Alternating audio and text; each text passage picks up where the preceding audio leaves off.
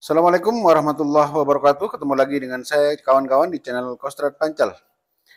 Perang modern tidak lagi menggunakan peluru. Cukup dengan scroll, cukup dengan klik. Kita pikir kita sedang memilih, padahal kita sedang diarahkan, teman-teman. Di balik senyum aplikasi dan kenyamanan teknologi, ada kekuatan yang jauh lebih besar dari pemerintahan manapun, yakni negara algoritma.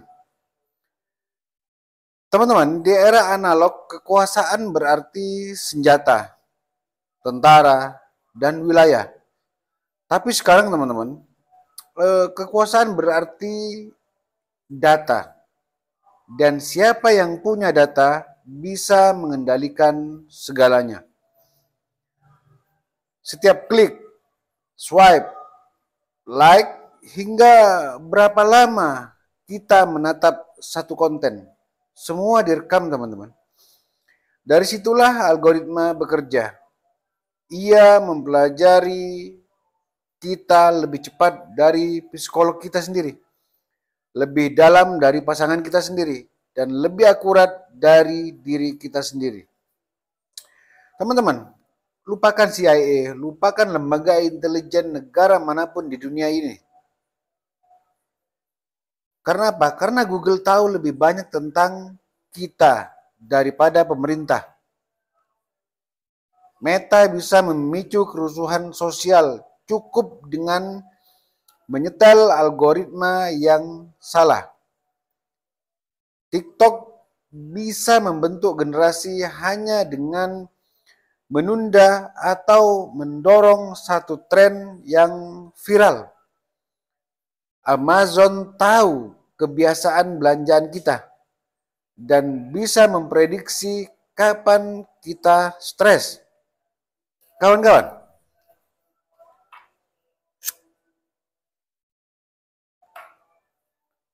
mereka bukan perusahaan, mereka adalah negara digital. Dan kita semua adalah warganya, tapi tanpa hak suara. Data bukan cuma tentang angka, teman-teman. Ia tentang emosi, tentang ketakutan, hasrat, bahkan tentang trauma. Bayangkan saja kita sedang merasa kesepian.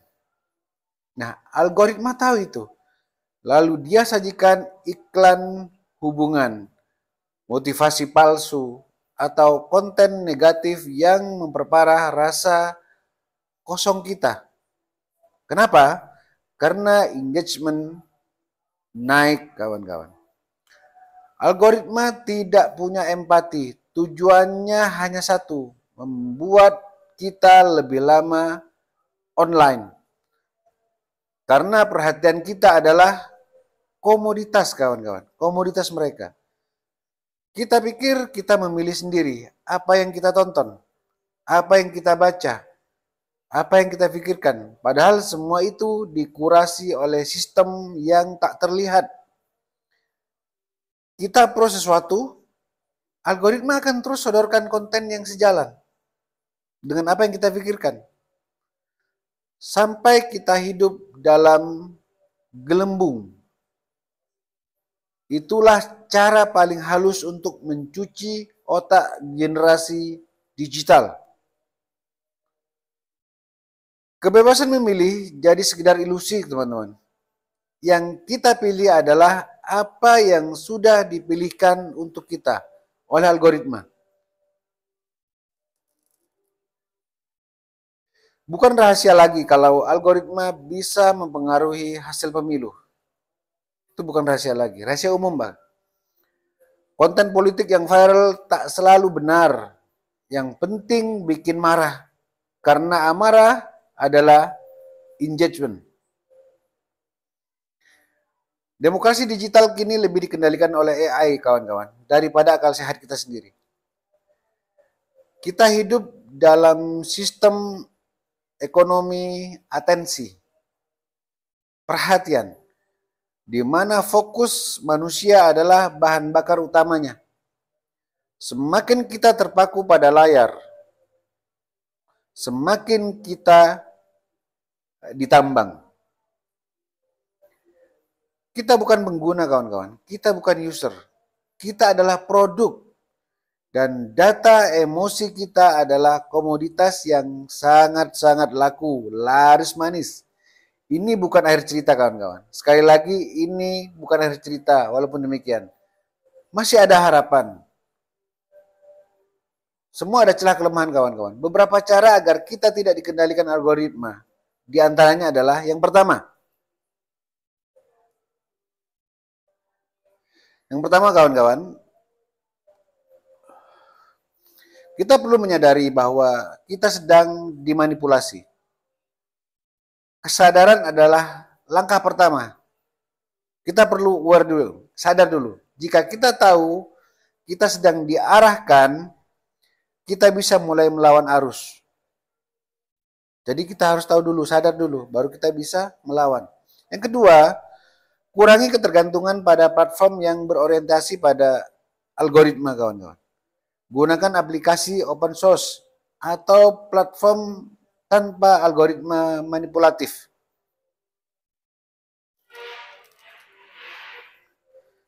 Kemudian yang ketiga, kita perlu melatih kemampuan berpikir kritis kita. Jangan percaya satu narasi. Cari sumber dari berbagai sisi. Jangan asal share. Ini kebiasaan, jangan asal share, kawan-kawan. Kemudian yang keempat, lakukan digital detox. Berkala. Waktu tanpa gadget bukan kemunduran, kawan-kawan. Itu adalah bentuk perlawanan. Bentuk perlawanan, kawan. Digital detox. Yang kelima, gunakan teknologi dengan sadar, dengan kesadaran, bukan dengan kebiasaan. Bertanyalah setiap kali kita membuka aplikasi. Aku yang butuh ini, atau aku sedang dikendalikan oleh aplikasi ini.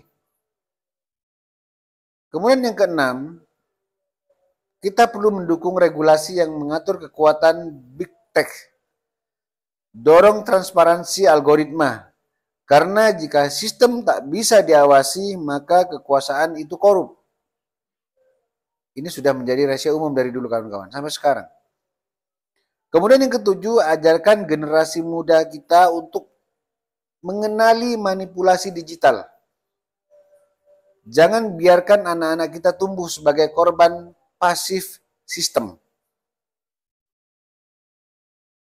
Kemudian masa depan tidak ditentukan oleh teknologi, kawan-kawan. Sekali lagi, masa depan tidak ditentukan oleh teknologi, tapi oleh manusia yang menggunakannya.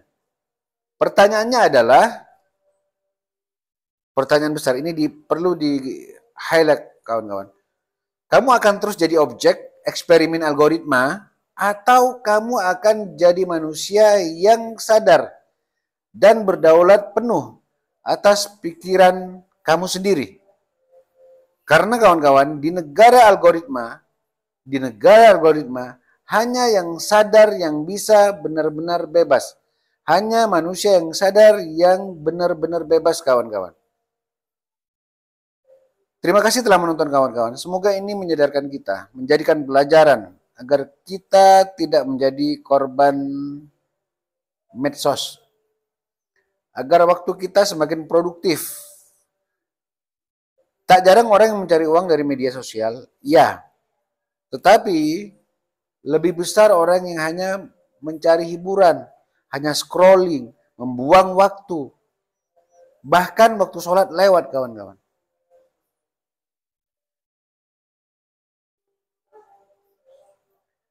Baik, kawan-kawan, konten berikutnya kita insya Allah akan membahas tentang manipulasi-manipulasi digital, manipulasi-manipulasi algoritma. Bagaimana mereka memanipulasi kita, bagaimana cara kita mengenal konten-konten yang hanya memberikan hoax, atau hanya memberikan tipuan, atau hanya membuat kita buang-buang waktu. Kita akan simak di konten berikutnya, kawan-kawan. Oleh karena itu, jangan lupa klik tombol loncengnya agar Anda mendapatkan notifikasi untuk konten-konten saya berikutnya. Sekali lagi, terima kasih telah menonton. Wassalamualaikum warahmatullahi wabarakatuh.